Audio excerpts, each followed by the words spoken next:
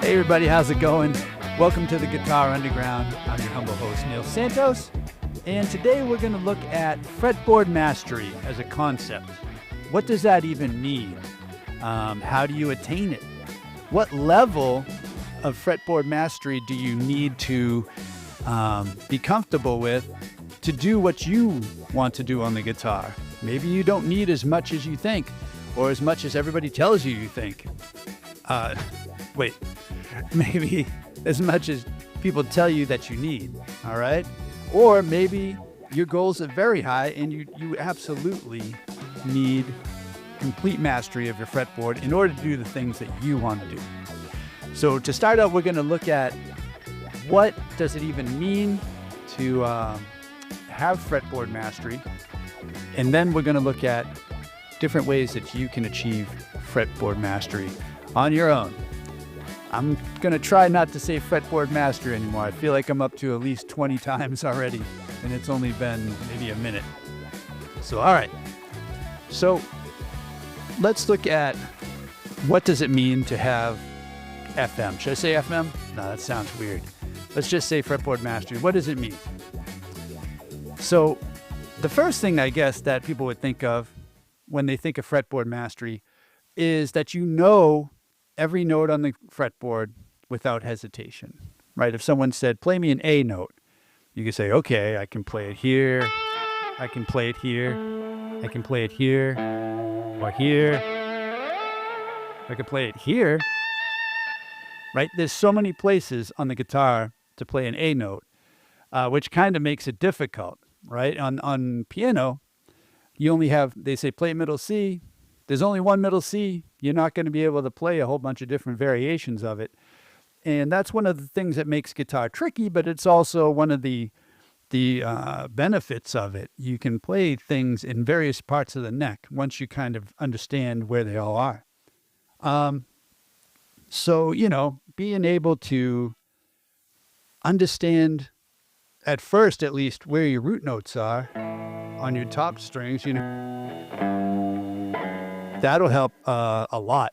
You'll be able to place chords, place scales. You'll be able to, see what other people are playing and identify what chords and scales they're playing, which is a huge thing, especially when you're out jamming with people. Another part of it is when you start getting into the other strings, right? And you have to know that this is a G, so you can play a G chord here, right? Or you can play a G minor chord.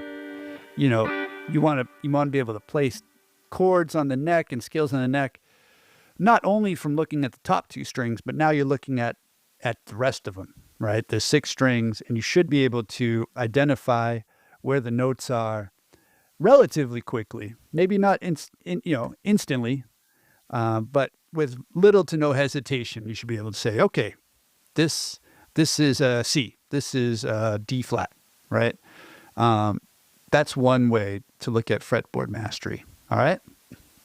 A second way to look at fretboard mastery is being able to play the same scale in multiple positions on the guitar, which is great. This is a benefit of the guitar, where if you have a scale, like a pattern, like a minor pentatonic, right? And you want to move that on piano, you would have to move it up a note on the keyboard and start like changing the sharps and the flats, and you go into the black keys. But on guitar, you just take that same shape, just move it up a fret. So that is cool. And that is part of knowing the notes on the top strings, knowing where to place that. But then you get into another aspect of mastering the fretboard. And it is being able to play that in different spots. Playing it down here at the 5th fret feels different than playing it up here at the 17th fret. So mastering the actual tactile part of playing, right? The actual, I don't know if haptic would be the right word, but the physical difference of playing in different spots of the neck. That has to be considered too. So that can also be considered part of fretboard mastery. There, I said it again. All right. So the third way that you can master the fretboard, and these kind of get more and more intense, like at the first couple, you can go in stages, like deeper and deeper into understanding the fretboard. The top ones were like knowing where the notes are. That's a good place to start. Then it's being able to move your scales around. Now we're going to talk about linking scales and arpeggios and chord shapes fluently, right? So this is assuming that you know some scales, you know some arpeggios, right? These are all A major, and then you know some chords. I didn't tune my guitar. I don't know if it's in tune. Hopefully it is. You can tell me in the comments. But yeah, so linking all those together fluidly. Like, so if the chord at the moment is A major, you can see that chord shape, and then you can see the surrounding arpeggio.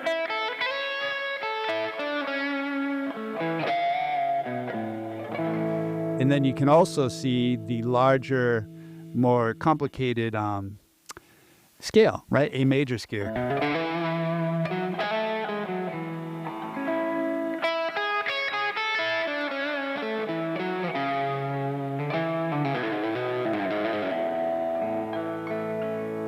And be able to mix and match between those. So you're not just playing chords. Now you're throwing in some arpeggios, some scales.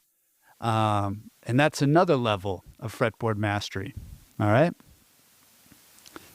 Number 4, understanding intervals and how they relate across the strings. Now we're not thinking like note names or, like C sharp and B flat notation sort of names. We're thinking of the distance between one note and another. All right. So like we talked about playing A here at the 5th fret and playing A here at the 17th fret, but in between there are 12 notes, or 11 really.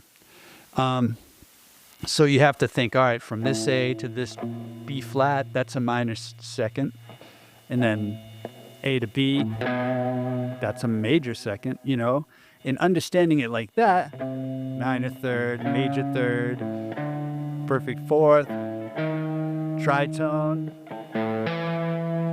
perfect fifth, flat sixth, major sixth, flat 7, major 7, and then back to the octave, right? So they're seeing them. Ooh, excuse me, I just punched my mic. I'm going to have to take it easy on this guy. He's not going to work for me anymore.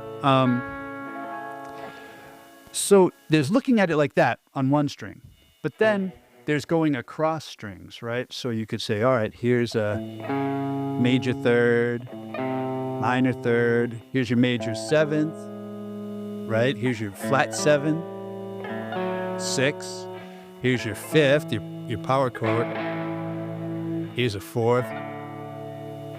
So that's another way to look at it, right? You want to be able to, from any note on the neck here, just take this note, right? So I know if that's a root, then this is your major third. This is your minor third. Here's your 5th.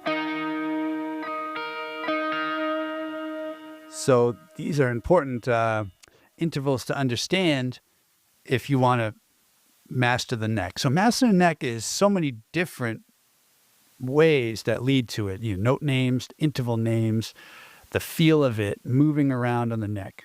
So let's look at another one. Let me get my notes here. Playing melodic lines without relying on memorized patterns. So we're getting deeper and deeper into understanding the neck. So that is just kind of the idea of like, all right, so everybody knows this lick. Something like that, right? Like a Chuck Berry thing. Now, I'd call that a memorized pattern. that's something that all of us kind of know, and you might just throw it out there. But mastering the neck would mean that you can create your own stuff. You know what I mean? Like someone created that at one point. I don't know if it was Chuck or you heard it from someone else. But, they took a scale and they made their own thing with it. So they're not, wouldn't just rely on that one lick. You want to be able to take a scale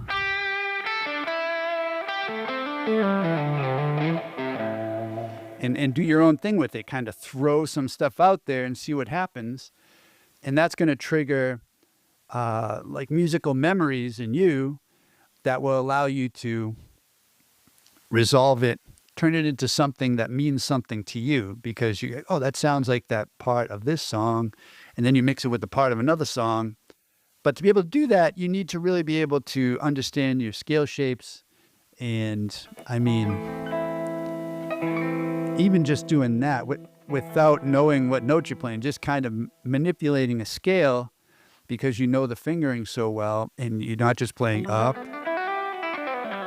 You're not just playing those patterns up and down or things that you know. You're kind of now taking all those things and molding them into something that means something to you and sharing it with people, right? And that's what music is at the very kind of base level.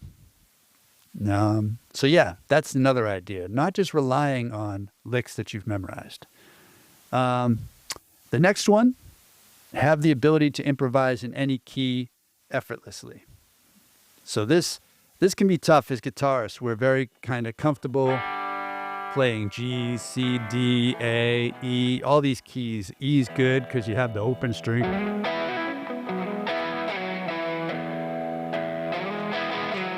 A.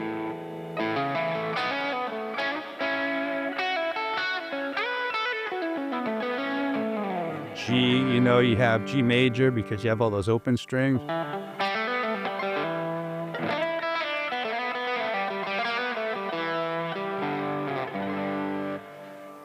But now you start getting into some flat keys and you're playing D flat major in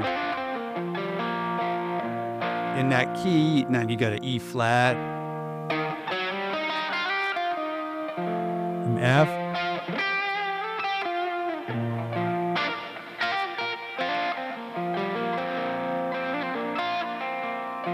you should be able to jam in that key, hopefully as comfortable as you would jam on A or E or whatever, which is, very close, just a fret down. But you start getting away from those fret markers on the neck and the dots, and it kind of gets confusing. All your scales that you've practiced, typically are right on the dots for the most part, if you're anything like me. And then you get off the dots and it's like, oh, you really have to start thinking a little bit harder. And nothing can ruin a musical feeling and vibe as much as thinking can. If you can do it without thinking, without playing from your head, and you're just playing from your heart, that's where you want to be. So that's part of fretboard mastery, being able to play on any area of the neck, dots or not. So that is number 6. Number 7 is reading chord charts and tabs while translating them into sound, all right, or into music specifically. If someone throws a chord sheet in front of you and say they said that, they're like, okay, it's it's G to B7 to C, all right, and you can play that, but rather than just playing,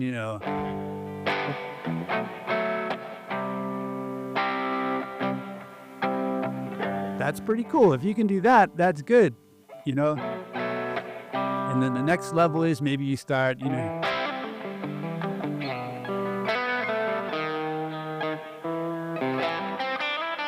like interpreting those, like we did before with mixing chords and arpeggios and scales together.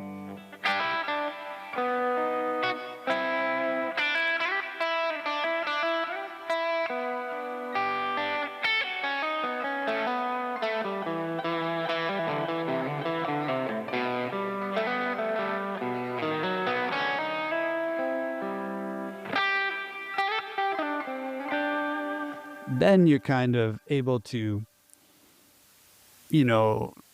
master the song. You're able to play the same chords at a higher level because you understand where you are on the neck. You understand, here's a G, here's a B7, and here's a C.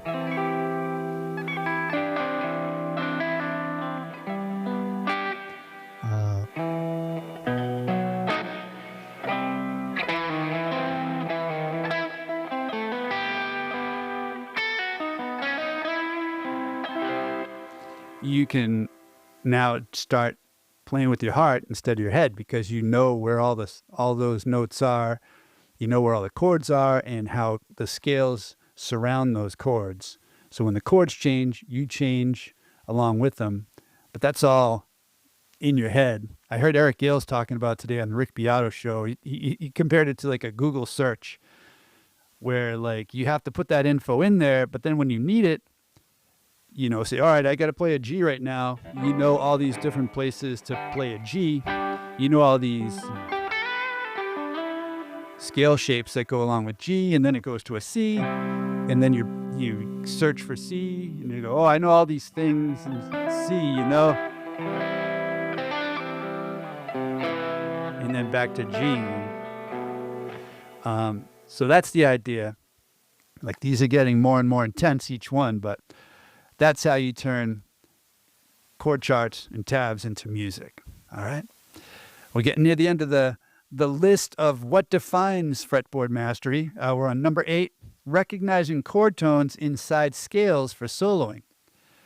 So this kind of relates again to that chords and scales and arpeggios, but more often than not, the arpeggios, right? So say you have your Ionian, A Ionian on the 5th fret,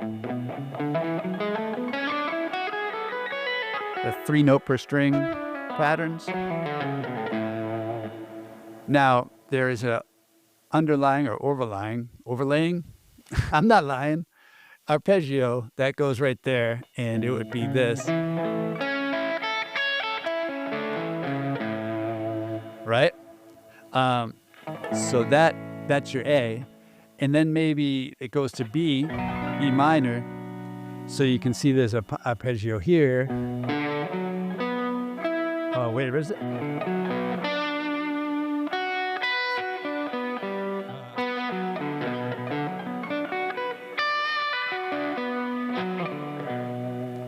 So knowing where those notes are is going to allow you to focus on those notes when the chord comes up. I don't really think that way, but I know it, and I think more in pentatonics than arpeggios, which is basically the same thing. Pentatonics are just like arpeggios with some added color notes. The color notes that will sound good with that chord tonality, major or minor, at the moment. So that's how I do it, but even still, if I was playing A, and I play A pentatonic,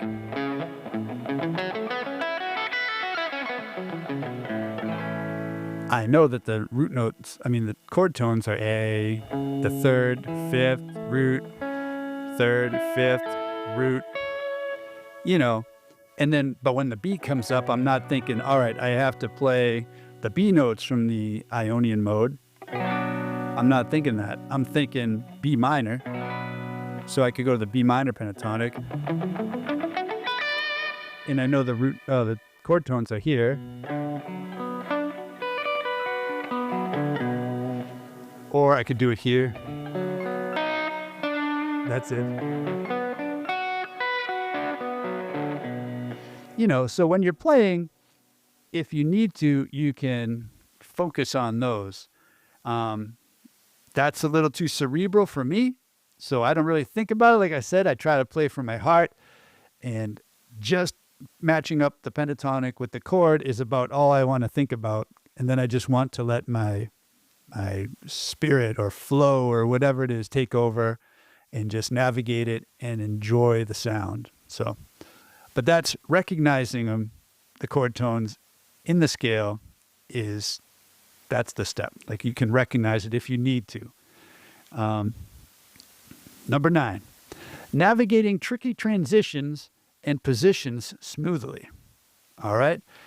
Yeah, like the guitar neck is a maze and chord changes are so complex and weird.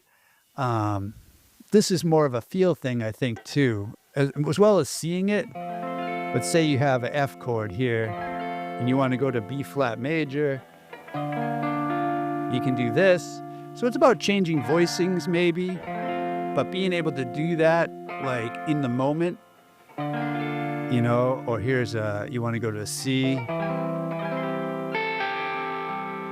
but they're all kind of just using all four fingers and just jumping quickly. And if that was a fast change, you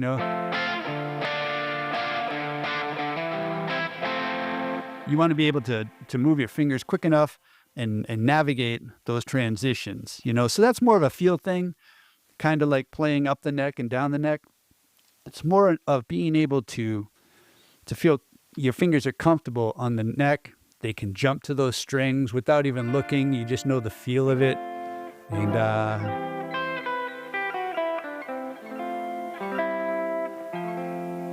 you know how it's going to feel. Even if you were in a dark room or a stage with a bunch of flashing lights and you can't really look at your neck because it looks crazy. Navigating the fretboard.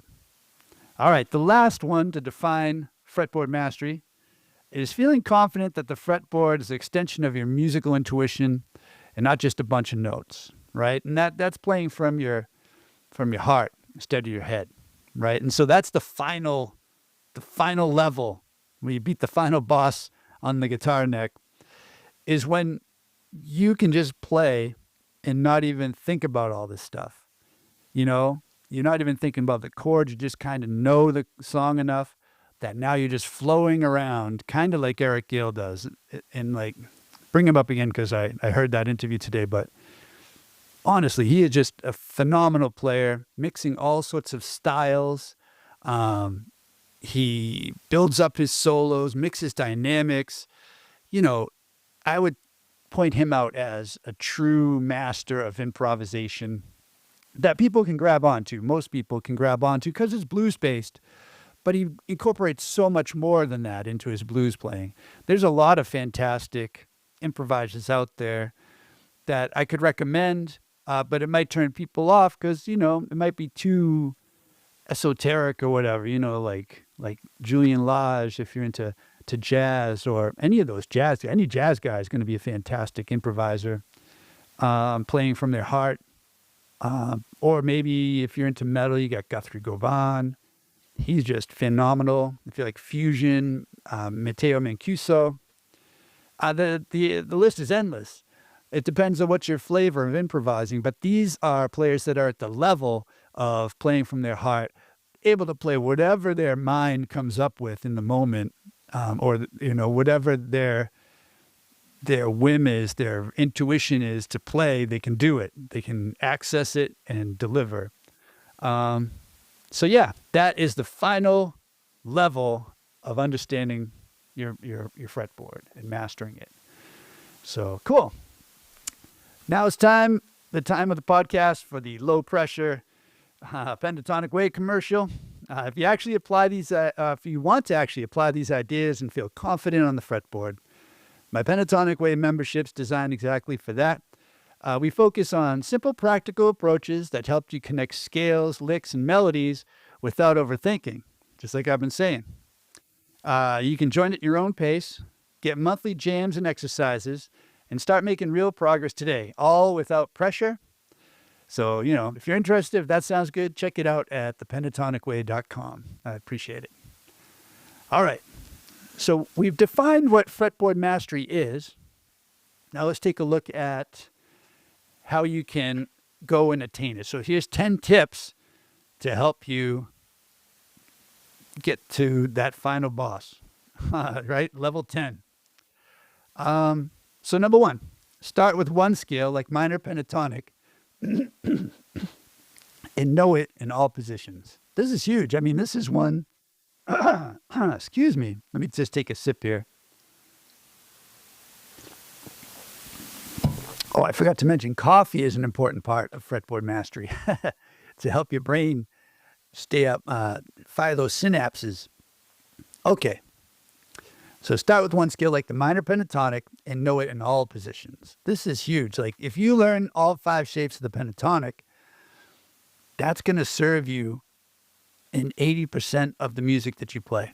Because not only is it minor pentatonic, but it's also major. So knowing shape 1 that we all kind of know, that's great. Shape 2, you just go up to that next note. Shape 3. Shape 4. You guessed it, shape 5. And then shape 1 again, right? It's only 5 shapes. And learning those is going to help you navigate the neck.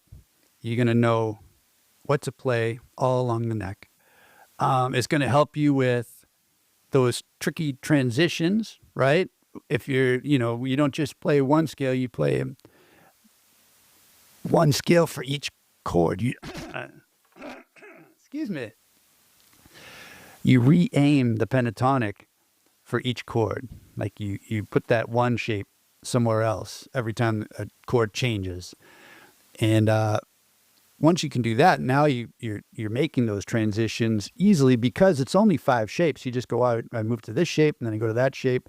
It's not too much that you can't remember in the moment and be able to like find those spots on the neck and play it. So that is level 1. Practice connecting scale shapes horizontally and vertically across the neck. So that's the level 2. Like if you know the 5 shapes, now you can start moving between them.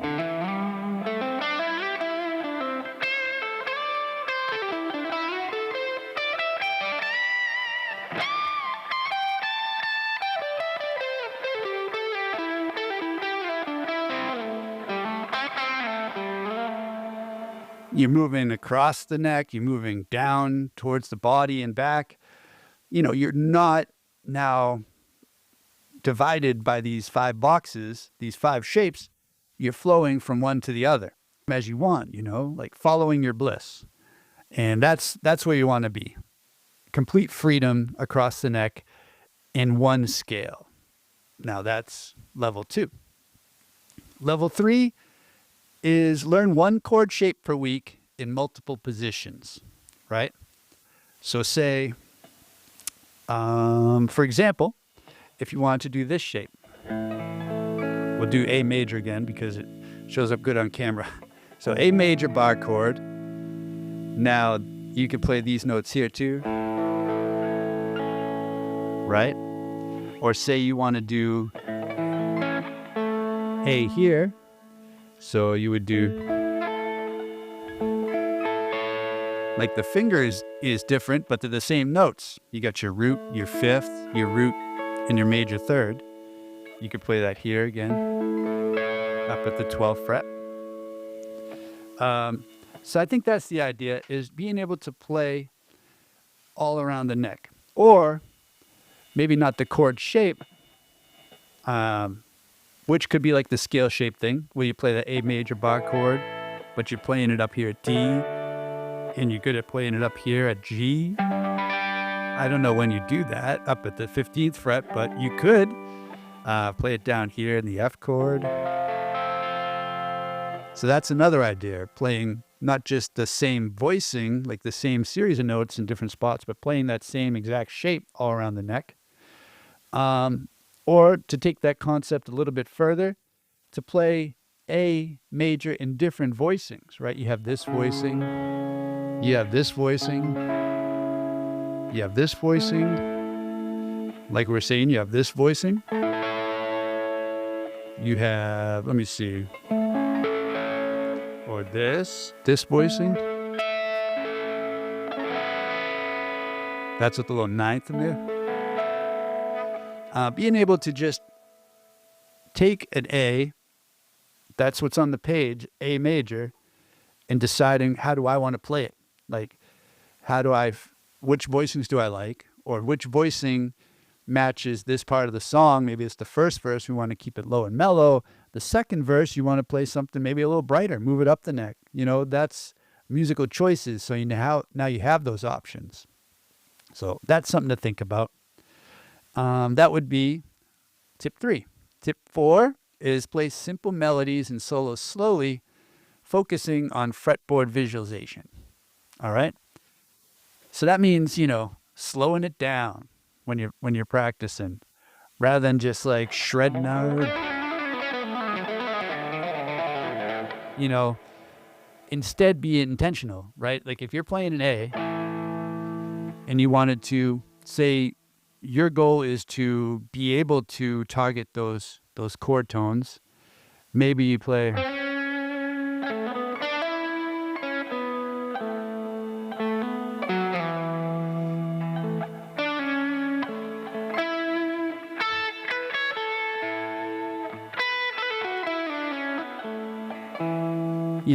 You're kind of saying, all right, I'm gonna like try to land on these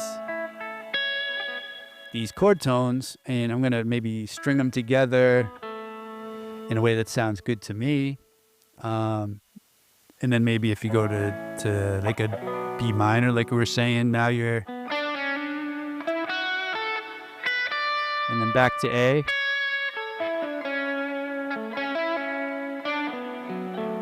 Back to B.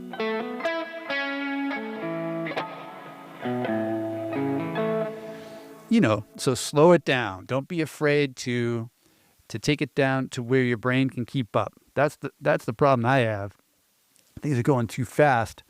You don't have time to react or think. The chord's already changed, right? So being able to slow it down without tempo, you're just practicing just for your own pleasure and exercise.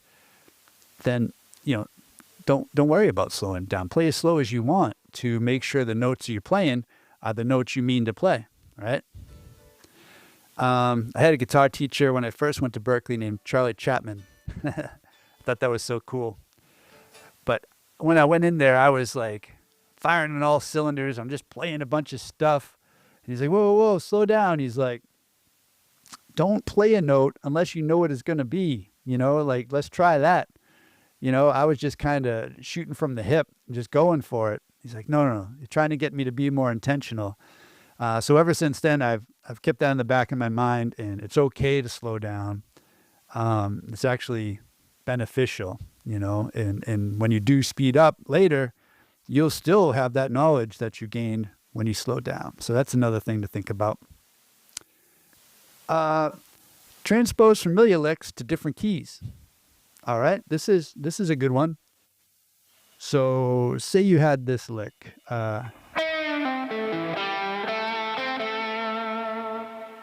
Maybe not a different key, but you could play it.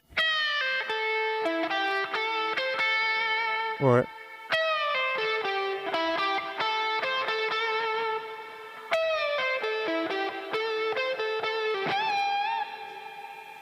you're never going to know where you're going to be on the neck at any particular time, right? You're soloing maybe, and you end up here, but you want that lick. Your head hears or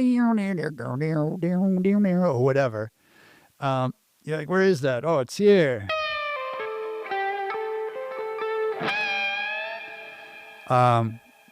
So that's a good thing to do.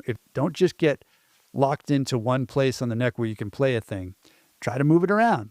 All these things are going to help you to master the fretboard, right? And I'm giving you a lot of tips here, but don't do them all at once. Do 1 or 2 a week, or just, do one for a whole season until it kind of clicks, It's all up to you. You're the pilot of your own ship, right? Time flies, but you're the pilot. So, fly it good. Memorize intervals and how they sound on the guitar. All right, this is a good one. So this is just an exercise where you take a note like we were doing with A and say, all right, I'm going to play all the notes. So here's a major third or a Tritone, that's the sharp 4, the flat 5. That's a pretty dramatic sound. Sounds like ambulances in Europe. That's what I always think of. You hear them in like movies. So that's a big one. Or major, perfect 4th sounds cool. Perfect 5th because they have that nice bell type sound. Major 3rd, minor 3rd. So just try keeping one note the same, the lower note, and hear how that sounds. And then you can go the other way. Keep this note the same and go below. Here's your perfect 5th. There's your tritone. There's your 4th, major 3rd. So that way you're getting that intervals in both directions, right? Which is cool because you're going to use them in both directions. I know this is getting long, but if I'm going to talk about fretboard mastery, I'm going to talk about it. I'm going to give you all the actionable advice and everything I could think of about fretboard mastery. So I apologize for the long episode, but hopefully it's helpful. Number 8, you can record yourself and analyze how you move across the fretboard. All right, this is such a benefit of cell phones. You can set yourself up in practice, and you can see how you're moving across the neck, like a football player or an athlete seeing how they're running, or if they miss a step, or they say, oh, you when you off the line, you do this. I don't know the terminology. You do an extra step or something. If you don't do that, you can save 2/10 of a second or whatever. It's the same for guitar. It's a physical activity, and you can see, oh, maybe that looks awkward when I'm playing that, right? Or, maybe I see people play with their thumb a lot. That's not something I can do, but that's something I want to learn how to do, So maybe I'd record myself doing it and be like, oh, it looks really cramped. Maybe if I move my elbow out, move it in or whatever, but without recording, I might not be able to see that or notice it, because of my vantage point being up here above the neck. So that's another idea to kind of combat that awkward transition thing. Number 9. So challenge yourself with exercises that mix scales, chords, and arpeggios, right? That's the same thing we're talking about before. Let's go back to A major, right? Maybe you play the chord, and then you play down the scale,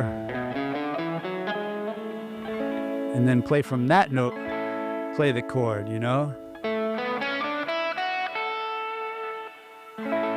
Or maybe play from here or here.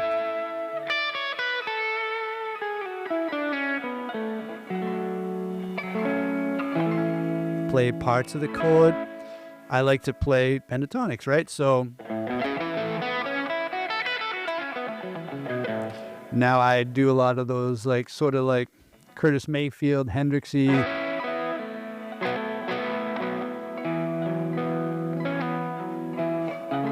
I like to grab just random notes from the A major pentatonic. Like, what does that make? Well, that has a major 7 on it. But, or grab, if I'm soloing, I can use groups of notes from the pentatonic. And then if I switch keys, you can hear it. Or chords.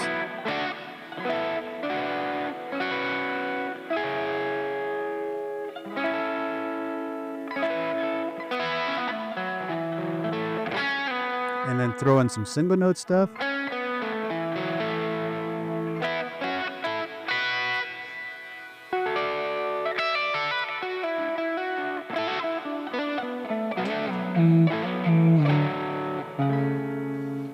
So when you're soloing, whether you're just sticking in one scale or switching per chord, try that. Think, all right, I'm going to play some dyads. I'm going to mix it with some single note stuff. I can do octave.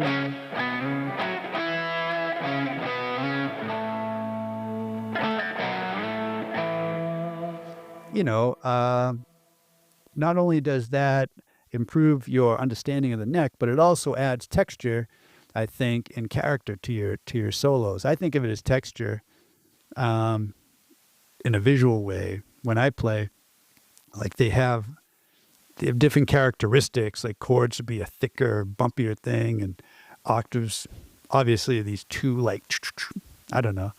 You think of it any way you like, and don't think I'm weird. I see you judging me. No, it's all right.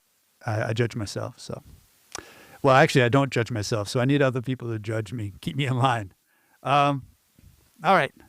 Number 10, final tip for understanding your fretboard, becoming a fretboard master, and just guitar in general is stay consistent, but keep sessions short and enjoyable. Small wins add up, so don't be stressing out like I got to practice like 10 hours. I got to play all the scales in all the places, and I have to be able to memorize the notes on the neck right away. I'm gonna sit here for 12 hours till I get it. It doesn't help as much as taking those 10 hours and break them up into 20 half-hour sessions, or 40, 15-minute sessions where you just keep consistently kind of revisiting the same info, and that's going to help it stick better and better.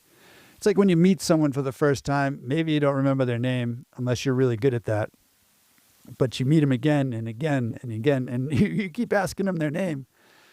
Be like, oh, I'm so sorry. Can you remind me your name? And like for me, after the 20th time, I get it. But that doesn't say anything about the person. It says more about me and my memory. But that's the idea, is you're revisiting this G note here, and then you revisit it again. You have to go, oh, what note is that? And you go, oh, all right, that's G. And then you revisit again and again. And eventually it sinks in. But if you kept going, all right, that's G, and then you that's G for an hour, I'm not sure it's going to work as well. Scientifically, it's not proven that works as well as splitting things up into smaller little chunks. So cool. I'm going to recap.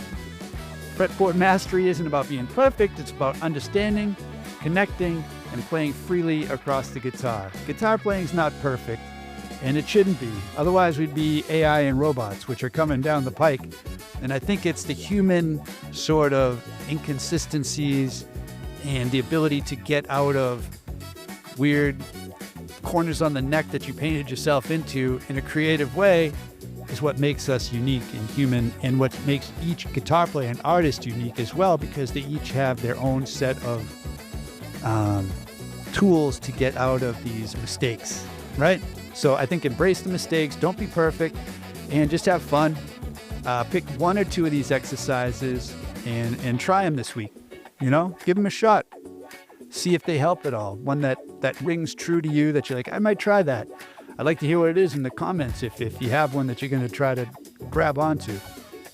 And if you enjoyed this episode, make sure to follow the podcast so you never missed a tip to level up your guitar playing. I enjoy bringing these to you, so I love to hear from you. So please reach out. And until next time, this is Neil Santos from the Guitar Underground, and keep on picking, all right? Take care. Bye-bye.